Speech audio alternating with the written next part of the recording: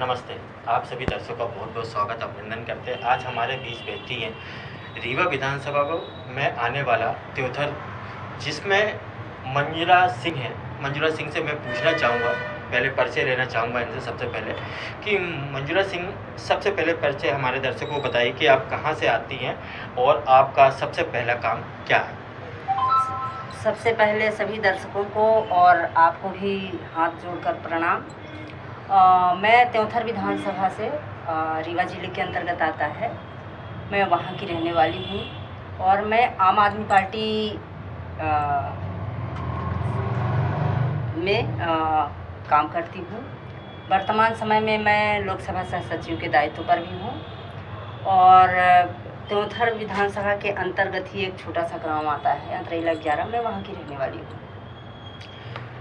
मंजुला जी, मैंने देखने को आया है कि त्योथर में बाढ़ की समस्या सबसे ज़्यादा रहती है जी। तो कैसे बाढ़ की समस्या से आप लोग जूझती रहती हैं और किस तरह से आप काम करती हैं जब बरसात का समय आता है। मैं आपको आपके माध्यम से दर्शकों को बताना चाहती हूँ कि त्योंथर विधानसभा के अंतर्गत जहाँ तक अभी मामा जी द्वारा बताया जाता है कि हमारे भारत की सड़कें वाशिंगटन से ज़्यादा बढ़िया हैं, तो मैं ये बताना चाहती हूँ कि हमारे क्षेत्र त्योंथर के जो ग्राम पंचायतें हैं वहाँ की इतनी बुरी स्थिति है। और तो और उससे हट के अगर नगर पंचायत की बात करें, त्योंथर की बात करती हूँ, तो वहाँ पर भी सड़कों की स्थिति बद से बदतर है। और दूसरा, बाढ़ की समस्या से जो आपने बोला, तो सबसे ज़्यादा बाढ़ से हम लोग प्रभावित होते हैं।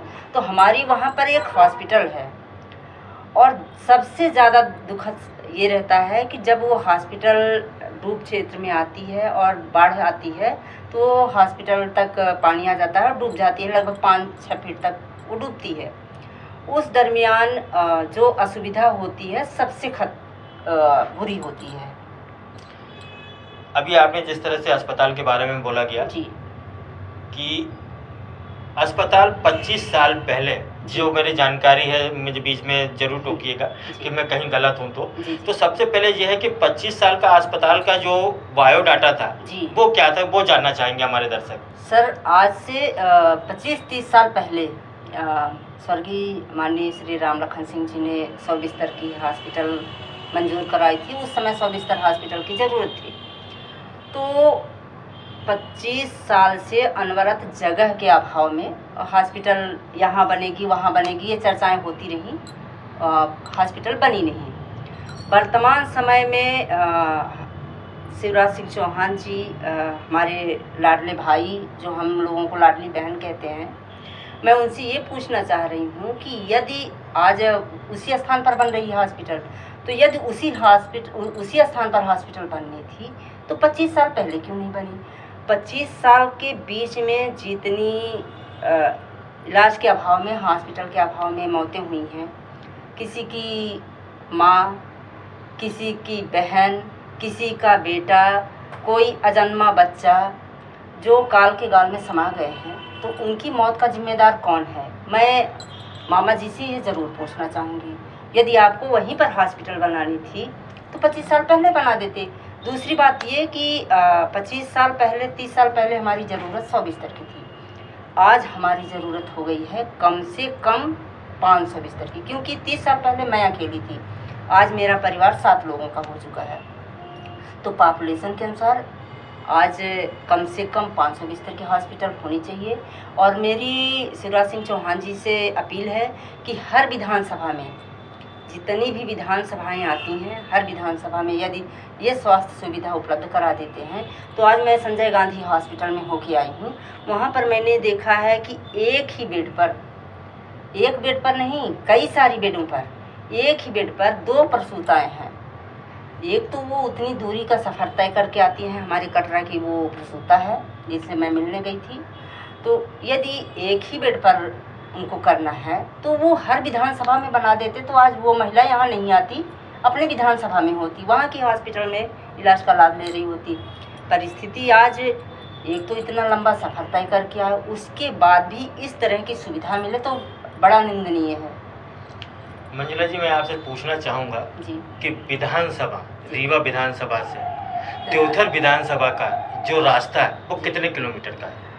मैं दर्शकों को बताना चाहती हूँ कि यहाँ रीवा विधानसभा से त्योंथर विधानसभा की दूरी 80-85 किलोमीटर है, लेकिन विधानसभा से दूरी 60 किलोमीटर 40 किलोमीटर इतनी दूरी और ज़्यादा है। तो कुल मिलाकर के 130-40 इतने किलोमीटर दूर से मरीज आते हैं यहाँ रीवा। तो ये समस्या सर इतनी जटिल है जो मैं आपको बता नहीं सकती। इतनी सारी समस्याओं से जूझ रहे हैं हम। मैं आपको बताना चाहती हूँ कि मैंने अपने आँखों के सामने प्रसूताओं को दम तोड़ते हुए देखा है इलाज के अभाव में। एक प्रसूता को मेरे सामने ही उसको रेफ़र किया जाता है, दूसरे दिन पेपर के माध्यम से सुनने को आया कि चच्चा और बच्चा दोनों दुनिया से विदा हो गए। और फिर तीसरे दिन एक पेशेंट आता है एक्सीडेंट का, 16-17 साल का बच्चा था। जहाँ से मैं प्रेरित होकर के, जहाँ से मैं दुखी होकर के उस दुख को अनुभव किया और आज मैं आपके बीच बैठी हुई हूँ, तो मैंने वहाँ पर देखा कि उस बच्चे को ब्लड निकल रहा था और वो हॉस्पिटल ले जाते मुझे नहीं लगता कि वो बच पाया होगा। यदि बच गया होगा तो बहुत बड़ा भाग्यशाली रहा होगा।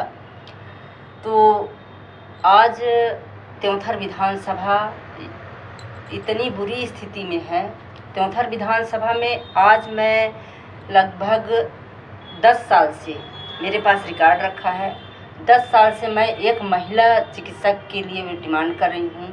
मैंने सबसे अपील करी, अभी एसडीएम साहब से अभी 4-5 महीने पहले मैंने अपील करी कि सर यहाँ महिला चिकित्सक उपलब्ध करा दीजिए, जिससे महिलाओं को जो दिक्कत आती है वो दिक्कतों का सामना ना करना पड़े। एक दिन मैं हॉस्पिटल में रह के देखी हूँ कि प्रसव के बाद महिलाओं को बहुत बड़ी समस्या आ रही, क्योंकि जो प्रसव हो रहे हैं वो एक अच्छे डॉक्टर की निगरानी में नहीं हो रहे हैं। इससे अच्छा तो पहले होता था जब घर में हमारी चाची दादी माँ होती थी और घर में प्रसव होता था तो उनको संवेदना होती थी कि हमारे घर की बेटी है, बहन है, बहू है। तो वो आज के समय से पहले ज़्यादा सुरक्षित रहता था। आज जब उनका प्रसव हो रहा है उसके बाद समस्या क्यों बढ़ रही है? इसका मतलब है बहुत बड़ी लापरवाही है, एक अनुभवी चिकित्सक नहीं है। इसकी वजह से महिलाओं को बहुत प्रताड़ित होना पड़ रहा है। पर बीच में मैं ये भी बताना चाहूँगी, एसडीएम साहब जो एक बहुत ही जिम्मेदार पद पर हैं, उनसे हमने जब डिमांड करी तो उनका कथन था कि मैडम आप बताओ किसको ला दें। तो मैं ये कहना चाह रही हूँ, जब मुझे ही लाना था तो आपकी ज़रूरत क्या थी? मैं ही सब कर लेती। लेकिन उनका ये गैर जिम्मेदाराना शब्द मुझे बिल्कुल भी नहीं अच्छा लग रहा है।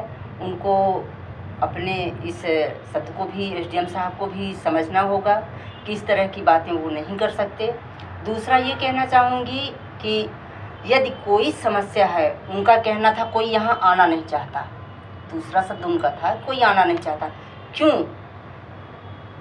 जो वजह है वो वजह समाप्त कर दो, डॉक्टर आए। और डॉक्टर क्यों नहीं आएगी? अब यदि आप लाओगे तो आएगी क्यों नहीं? जब आप त्योथर में आई थी जी, बहू बन के, जी, त्योथर की बहू बन के आई थी जी, उस समय समस्या क्या थी और वो समस्या आज तक सीमित है? उस समय कांग्रेस की सरकार थी, जी, आज भाजपा की सरकार है। जी। तो समस्या कांग्रेस में ज़्यादा थी कि भाजपा में ज़्यादा समस्या थी? दोनों ही आंकड़े आपने लगाए होंगे, अनुमान लगाया होगा। तराजू भला ही आपके पास नहीं है, लेकिन तराजू का जो वजन है वो आपने महसूस किया होगा। तो किस तरह से महसूस किया होगा वो हमारे दर्शक जानना चाहेंगे। सर, मैं आपको बताना चाहती हूँ कि जब मैं बहू बन के आई थी तो मैंने जिस गांव से मैं आती हूँ, जहाँ मेरी जन्मभूमि है, वहाँ पर मैंने सारी सुविधाएं देखी थी। एक गांव के बीच में पार्क, अच्छी सड़कें। मैं यूपी से आती हूँ, यूपी में पटेल नगर मेरा मायका है। और जब मैं यहाँ आई तो जस्ट उसके विपरीत थे। मेरे पापा जी आए थे, उन्होंने कहा बेटा बहुत रास्ता खराब है। तो हमने कहा पापा मैं टॉप 10 में ही हूँ, नंबर 1 पर और 10 पर। पहली बात, मैं जहाँ मेरा जन्म हुआ वहाँ पर नंबर 1 पर, और जहाँ मैं आई हूँ वहाँ पर आप ही कह रहे हैं। तो हम लोग जिस जगह पर हैं, कीचड़ गंदगी से सनी, आज भी मेरे गांव में सड़क नहीं है। आज भी मेरे गांव के अंदर जब घुसेंगे आप तो आज भी कहेंगे कि हम कितने साल पीछे हैं, बहुत पीछे हैं। हमारे गांव से जस्ट बगल गांव है एक, मझगवा ग्राम पंचायत में आता है, इंदिरा आवास कॉलोनी है। वहाँ पर आज भी इस मंच के माध्यम इस आपके चैनल के माध्यम से मैं कहना चाहूँगी, आज भी वहाँ पर जब महिला प्रसूता होती है, जब डिलीवरी का टाइम आता है तो उसको, या कि कोई बीमार होता है तो आज भी उसको चारपाई पर लेके आना पड़ता है सड़क तक। तो कहने का मतलब ये है, उसको निकाल देते हैं कि जाओ, भाग्य में होगा तो लौट के आ जाना, वरना मैंने आपकी विदाई कर दी। तो ये स्थिति पहले भी थी, आज भी कुछ सड़कें बन गई हैं, लेकिन जो स्थिति है आज भी वही है, चाहे वो कांग्रेस का समय रहा हो चाहे बीजेपी का। दूसरा, हॉस्पिटल की बात करूं तो कांग्रेस का भी शासन था, उन्होंने भी इस पर नहीं ध्यान दिया, और आज बीजेपी का शासन है, 18 साल से है। आज 18 साल के बाद भी हम वहीं पर हैं जहां पहले थे। अभी वर्तमान समय में हमें बताया गया कि हम 50 बेड की, इस समय के जो वर्तमान विधायक जी हैं, आदरणीय श्री श्यामलाल द्विवेदी जी हैं, उनके द्वारा बताया गया कि हम 50 बेड की हॉस्पिटल बना रहे हैं। बहुत ढिढोरा पीटा गया। मैं ये पूछना चाहती हूँ, 20 बेड की हॉस्पिटल तो पहले से थी, और आज 30 बेड की बना के आप क्या बताना चाह रहे हो? हमारी आबादी यदि मैं अपने हिसाब से जोड़ूं तो 7 गुना 6 गुना, तो आज आबादी जितनी हो गई उसके हिसाब से कम 500 बेड की होनी चाहिए, लेकिन आप 50 पर बहुत खुश हो रहे हो। दूसरा ये कि यदि अभी तक आप ज़मीन तलाश रहे थे कि वो ज़मीन नहीं उपयुक्त है, बाढ़ क्षेत्र में आती है, आप ही कह रहे थे कि वो डूब क्षेत्र में है। आज ऐसा क्या हो गया कि वो डूब क्षेत्र से बाहर हो गई? जबकि करना तो ये चाहिए था कि जो पुरानी हॉस्पिटल वहाँ थी वो वहीं रहती, और वर्तमान समय में जो हॉस्पिटल बन रही है वो कहीं ऐसे स्थान पर होती जहाँ चारों तरफ से रास्ते का जुड़ाव होता, चारों तरफ से लोगों को पहुँचने के लिए संसाधन उपलब्ध होते, चारों तरफ से लोग पहुँच पाते, और भविष्य में हमारी जनसंख्या तो बढ़ेगी, तो भविष्य में हमें उसको कई गुना आगे बढ़ा सकते थे। आज आप छोटे से स्थान पर उसको बना रहे हो, कितने मंजिल टांगोगे? यदि बाढ़ आती है, यदि कह रहे हैं कि हम मंजिल टांग देंगे, तो त्योथर तो वैसे ही बाढ़ क्षेत्र में है, पूरा गांव बाढ़ क्षेत्र में है। जी जी। तो आपके विधायक जी क्या आगे दर्शाना चाह रहे हैं कि वो त्योथर ही बाढ़ क्षेत्र में है, तो चाहे वो 10 मंजिला बना लें, चाहे वो 1 मंजिला में, लेकिन इंतजार आपको 25 साल पहले जो किया था वही आप 25 साल बाद भी इंतजार कर रहे हैं। ये चाह रहा हूँ, मैं पूछना चाहूँगा कि 25 साल और अब 25 साल, उस बीच में जो मौतें हुई हैं उसके जिम्मेदार कांग्रेस की भाजपा? दोनों, कांग्रेस और भाजपा दोनों। भाई पहले कांग्रेस की सरकार थी, यदि कांग्रेस के समय में ही हॉस्पिटल मंजूर हुई थी तो उनको बना देना चाहिए था, और फिर जब भाजपा आई, कांग्रेस गई तो भाजपा को कर देना चाहिए था। जो 25 साल से जो दर्द हम झेल रहे थे वही 25 साल अभी भी झेल रहे हैं, चाहे वो कांग्रेस की सरकार रही हो चाहे बीजेपी की सरकार रही हो। दोनों ने वहाँ की जनता के साथ छल किया है, दोनों ने ही उनके साथ दुर्व्यवहार किया है। जो उनको ज़रूरत की मिलनी चाहिए, जो उनकी मूलभूत ज़रूरत थी, भाई सारे संस्थान का जब कोई प्राकृतिक आपदा आती है तो 2 चीज़ें ही नहीं बंद होती, बाकी सारे संस्थान बंद हो जाते हैं। एक हॉस्पिटल, दूसरा पुलिस प्रशासन। तो हम ये पूछना चाह रहे हैं कि यदि आप वहाँ पर हॉस्पिटल बना रहे हो, मैं वही बताने जा रही थी कि ठीक है मंजिल तो आप टांग दोगे, फिर क्या आप हेलीपैड से पेशेंटों को उतारेंगे? क्या करेंगे? कैसे ले जाएंगे? जब बीच में डूब क्षेत्र में नाव चलती है, बीच में पानी आ जाता है तो हॉस्पिटल तक आप पेशेंट को पहुंचाओगे कैसे? दूसरी बात यह है कि जहाँ बनाया जा रहा है अतिक्रमण बहुत ज़्यादा है, रास्ते बहुत सकरा है। जब एम्बुलेंस जाने लगेंगी, लोगों का आना जाना बढ़ेगा, तो आप रास्ता किधर से देंगे वहाँ के लिए? समस्याएं जटिल हैं। समस्या आपकी बहुत जटिल है।